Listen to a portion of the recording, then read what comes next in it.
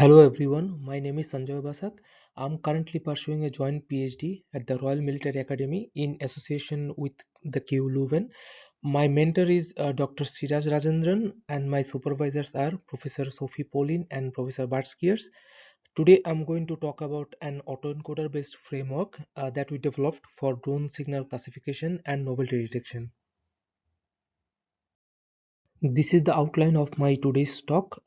First, I'm going to talk about the importance of drone detection and the motivation behind RF-based drone detection method. Then I'll briefly talk about my study, what I work on, and what my PhD is all about. Then I'll talk about the problem statement, that why do we need a RF novelty detection method. And afterwards, I will describe the framework that we developed under the scope of this study, and finally I will show you the performance evaluation. Now, why do we need a drone detection system? Now, a drone detection system is necessary to protect critical infrastructures against malicious UAV attacks.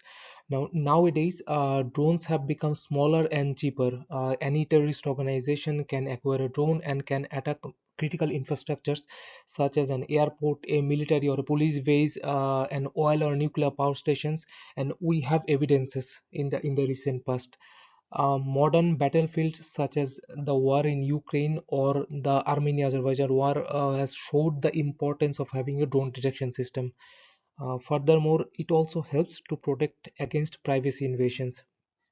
Now, the existing drone detection systems include a radar or a LiDAR system, visual, you have acoustic system or an RF-based system. There are many benefits of RF-based detection systems over the other detection systems. For example, it can work passively. It does not need. It doesn't depend on daylight or good weather conditions. It can work on non-line of sight conditions as well, and it has a longer detection range. Now, the only limitation for an RF-based detection system is that if an autonomous drone does not transmit any RF signal, this detection system is not going to work. However, what we saw with the commercial drones are that the autonomous drones also transmit some signals. For example, it transmits the telemetry signal. Commercial UAVs perform active RF communication with its controller. They mainly use three communication links, as you can see here: the telemetry link, control link, and video link. The communication is performed mainly by using these frequency bands. For example, 433 megahertz, 868 megahertz, 2.4 gigahertz, and 5 gigahertz ISM bands. Among these bands, these 2.4 and 5 gigahertz ISM bands are very popular among the latest commercial drones. Now, the way RF detection works is that an RF detector listens to these communication links, and with that, it can perform the detection and classification of a drone. It can estimate the direction of arrival, and it can also extract the useful feature that it may require for the classification, or it can use those features for a possible jamming. These are some examples of commercial drone RF signals. Generally, the remote control signal or the command and control signal are frequency hopping spectrum. They can hop between a range of frequencies for drones like DJI S900. For simple cases, it can also hop between two or three frequencies, as you can see here for spectrum DSM2. And this is another combined example for Phantom 3, which contains both the remote control signal and the video signal. Here you see that the video signal is a direct sequence spectrum or an OFDM type of signal, and the remote control signal are generally frequency hopping in nature. Now I'll talk very briefly about the objectives of my PhD. My study objectives include developing an artificial intelligence based detection and classification framework. Mainly, we utilize the time frequency domain RF signatures for this purpose. We try to determine the useful RF features for possible RF jamming. We also develop our own database for the detection and classification purpose. We also perform detection of arrival estimation and localization of a drone. Furthermore, we aim to differentiate between friendly and malicious drone utilizing the drone RF signatures. Here I will briefly talk about some of our previous works. Between 2016 and 18, we worked on an EU Horizon 2020 project called SafeShore, where we developed a RF detection and localization system. There, the detection was performed using a goodness of fit-based spectrum sensing method, and the detection of arrival estimation was performed using the music algorithm, and the range estimation was performed using the triangulation method. Our system architecture is depicted in this figure. Afterwards, we studied a commercial drone. We studied commercial drone RF signals and the existing counter UAV solutions. There, we proposed a classification technique using the features extracted from the RF signals. Then we developed a RF classification framework using a deep residual neural network. Here we utilize the frequency domain RF signatures. Here we built an RF spectrogram database.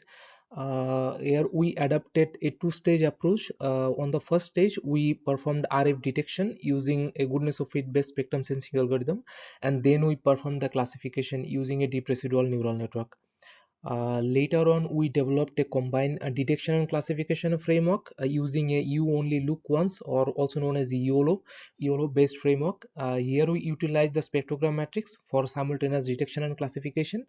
For both cases mentioned here, we obtained a robust detection and classification performances at diverse channel conditions. The commercial drone RF signals has no standardization for the RF protocol now, which means that any manufacturer can create their own RF protocol and carry out their RF communication between the drone and the ground control station. Now, state-of-the-art DNN-based classification can work with labeled samples, which means that it can only classify the signals it is trained with. Now, when you present a new or a novel or an unknown signal, the classification performance becomes completely unreliable. So the classification does not work at all. Here there is a necessity for a novelty detection method. So you need a novelty detection method before the classification stage. Now very limited literature addresses this RF novelty detection problem. Now in this study we propose a framework for a novelty detection, a known RF classification, and novelty clustering. Now we also show that the reconstruction based novelty detection method can outperform the existing state of the art methods. In this study, we proposed a residual network-based or ResNet-based autoencoder framework for novelty detection, known signal classification, and novelty clustering. Now, here I showed the workflow. So, after receiving a signal from an SDR, we utilize our YOLO framework for detecting the presence of RF signals. Uh, if a signal is present, then it goes to the autoencoder framework. Now the autoencoder framework, it determines whether the signal is known or novel. If the signal is known, then it produces a class label, and if it's unknown, then it pushes for clustering.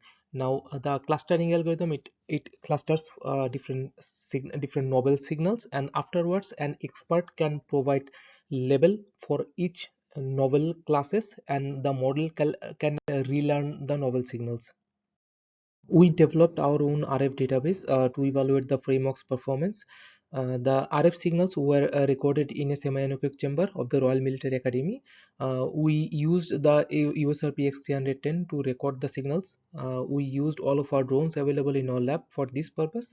Among these drones, we use the signals with a relatively popular RF protocol, for example, DSM, OcuSync, Lightbridge, FlySky, as the known signal. These we use to train our model. The rest of the drone signals are used as the unseen database, and these were unseen to the model as well. Our framework consists of an encoder, a classifier, and a decoder. The encoder compresses the input IQ signal to a lower dimensional latent feature vector. The encoder consists of 5 residual stacks and 3 fully connected layers. We used a 10 hyperbolic activation in the encoder path. The classifier classifies the type of the drone. It shares some of the layers of the encoder. We added some residual stacks with ReLU activation in the classification path, which followed by 3 fully connected layers. At the final layer, we used a soft noise activation. Now the decoder is the final part of our framework.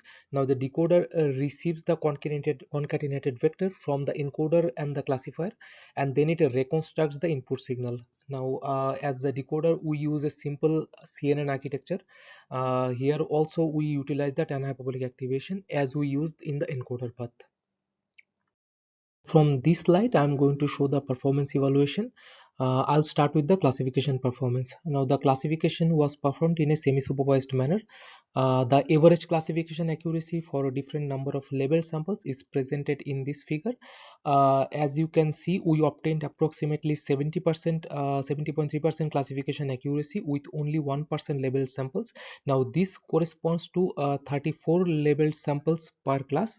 Now with the increase in labeled samples, the classification accuracy increases and it reaches approximately 97.4% 4% accuracy with only 10% labeled samples, and the accuracy further increases and it reaches approximately 99.6% with 50% labeled samples. Now here in this figure, we plotted the confusion matrix with 50% labeled samples, and as you can see from the figure, classification, the drones are very easily classifiable, and our framework provided a good performance. Now in this slide, I showed how the reconstruction based novelty detection method works. Now the idea is quite simple. An autoencoder can reconstruct signals well with what it is trained with. And for unseen or novel signals, we will get a higher reconstruction error. Now we use this reconstruction error parameter to differentiate the known and novel signals. Here I showed an example. As you can see, the known IQ signals are reconstructed very well, whereas for unseen signals, we obtained higher reconstruction errors. Now this concept is used for the novelty detection, and for novelty clustering we use the dbscan method, and as the input parameter we use the reconstruction error, bandwidth and dwell time, and here the bandwidth and dwell time, these were extracted by YOLO. Now in this slide, we plotted the distribution plot or the PDF plot of reconstruction error to show the novelty detection performance. Now as you can see from here, we obtained a very clear separation between the reconstruction error of known and the novel signals. Now here we used n sigma thresholding approach to differentiate between known and novelty. Now we determine the threshold from the mean and standard deviation of the reconstruction error of a known signal. Now this simple approach worked quite well for us to determine the known and novel signals. Now we also compared the performance of our framework with the other state-of-the-art frameworks. For example, SAFE, GAN, also known as Generative Adversarial Network, One Class SVM, Isolation Forest or IFO, and LODA, Lightweight Online Detector of Anomalies. Now here SAFE provided a very close novelty detection performance as compared to our model. Now SAFE is also a reconstruction based method. Now with our proposed framework, we obtained 100% novelty detection accuracy at 1.04% false alarm rate, whereas SAFE provided 3.81% false alarm rate. And the IFO and OSVM provided a similar performance, and the GAN and LODA provided worse performance compared to all other frameworks.